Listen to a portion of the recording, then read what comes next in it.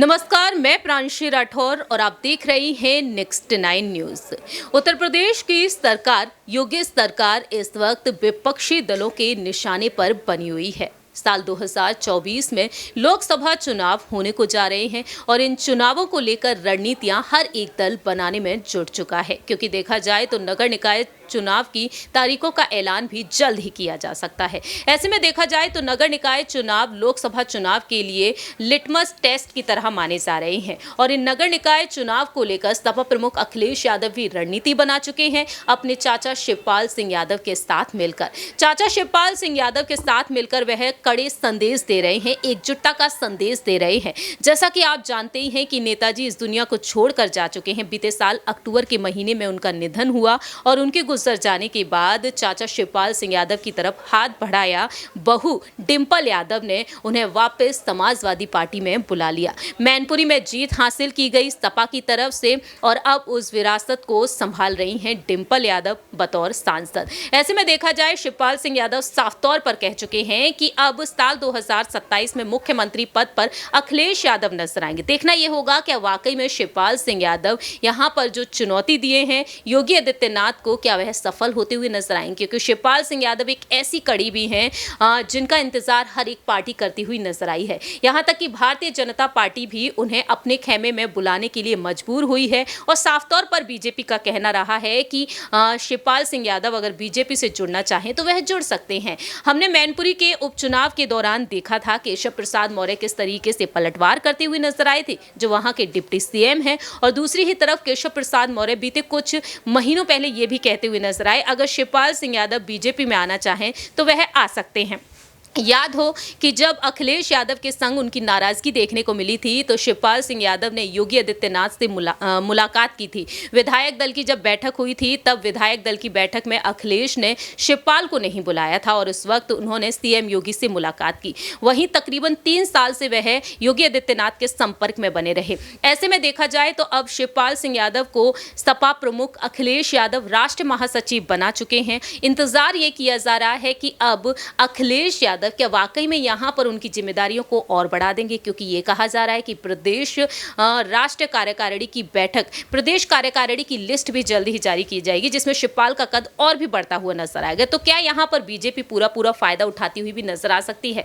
दरअसल आपको बता दें कि इस वक्त यूपी में विधानसभा सत्र जारी है और सदन में लगातार सीएम योगी आदित्यनाथ अपनी बात रख रहे हैं, तो वहीं विपक्षी दल उन पर निशाना साध रहे हैं और सदन में इस सत्र के दौरान योगी आदित्यनाथ ने एक बड़ा ऑफर दे दिया शिवपाल सिंह यादव को। यहां पर दोनों के बीच एक बेहद दिलचस्प चर्चा हुई और सदन में यहां पर सभी लोग ठहाके लगाते हुए नजर आए। आइए आपको बताते हैं कि आखिरकार एक दूसरे से उन्होंने क्या कुछ कहा। यहां पर बातें तो ये भी रही कि योगी आदित्यनाथ कहते हैं कि अगर आप बीजेपी में होते तो बात ही कुछ और होती, और दूसरी ही तरफ देखा जाए शिवपाल यादव कहते हैं कि हम तो 3 साल तक आपके संपर्क में बने रहे थे, लेकिन योगी आदित्यनाथ कहते हैं कि आज भी आप हमारे संपर्क में बने हुए हैं। तो जरा देखिए ये रिपोर्ट।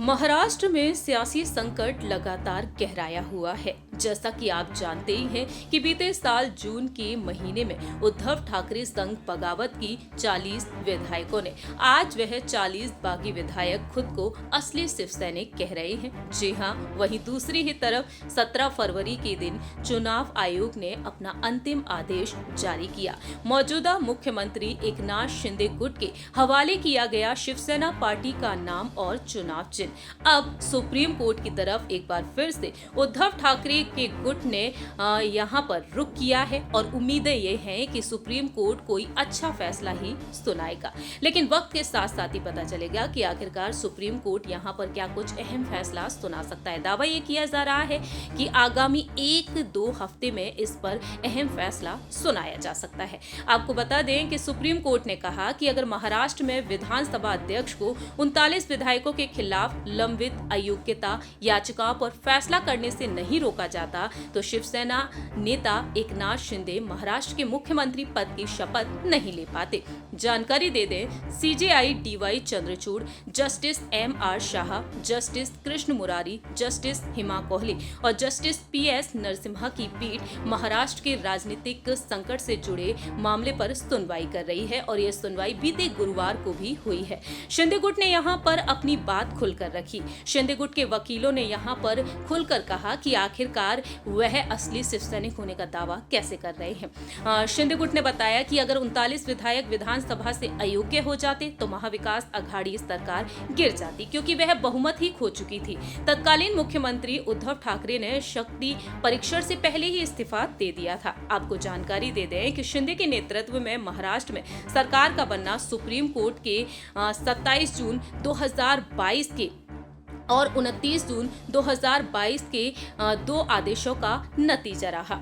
वहीं दूसरी ही तरफ आपको ये भी बता दें कि शिंदे गुट के वकील ने यहाँ पर खुलकर अपनी बात भी रखी। जी हाँ, उन्होंने क्या कुछ कहा। शिंदे गुट की तरफ से वरिष्ठ वकील NK कौल ने नीरज कौशल ने यहाँ पर खुलकर अपनी बात रखी। उनका कहना रहा कि उनका गुट शिवसेना से अलग नहीं हुआ है, वह पार्टी के भीतर एक प्रतिद्वंदी गुट है। शिंदे गुट को शिवसेना के रूप में मान्यता दी जानी चाहिए, क्योंकि वे पार्टी का प्रतिनिधित्व करते हैं। शिवसेना नाम का जो चुनाव चिन्ह है और छीनने के बाद अब उद्धव गुट में बचे सांसदों और विधायकों को लेकर विवाद शुरू हो गया है। शिंदे गुट के विधायक और महाराष्ट्र विधानसभा में पार्टी के चीफ व्हिप भरत गोगावले ने भी अपनी बात रखी। उनका कहना रहा कि शिवसेना एक है, पार्टी का नाम और निशान हमारे पास है।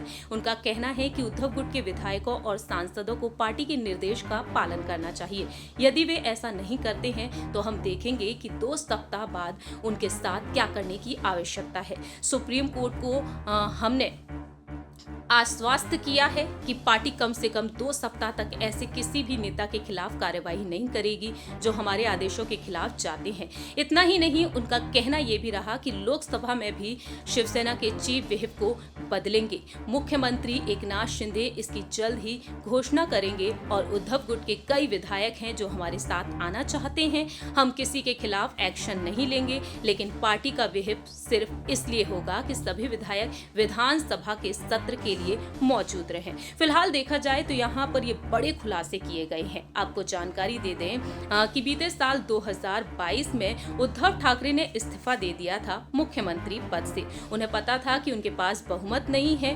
बीते साल 4 जुलाई को जो फ्लोर टेस्ट हुआ था, उस फ्लोर टेस्ट में उनके गठबंधन को केवल 99 वोट मिले थे, क्योंकि MVA के 13 विधायक मतदान से अनुपस्थित रहे। अब देखा जाए तो यहाँ पर नीरज कौल का ये भी कहना रहा कि 288 सदस्यीय सदन में 164 विधायकों ने विश्वास प्रस्ताव के पक्ष में मतदान किया, जबकि 99 में से इसके विरोध में मतदान किया था। और इस तरह से सुप्रीम कोर्ट में लगातार अपनी दलीलें रखते हुए नजर आए थे नीरज कौशल। दूसरी ही तरफ कपिल सिब्बल ने भी अपनी दलीलों को रखा। कपिल सिब्बल साफ तौर पर यहाँ पर कहते हुए नजर आए कि हमारी प्रॉपर्टीज, शिवसेना की प्रॉपर्टीज को अब छीन लिया जाएगा, जिस तरीके से यहाँ पर शिवसेना पार्टी के नाम और चुनाव चिन्ह को छीन लिया गया है। इस तरह से देखा जाए यहाँ पर तमाम उद्धव गुट के वकीलों की तरफ से दलीलें रखी गई हैं।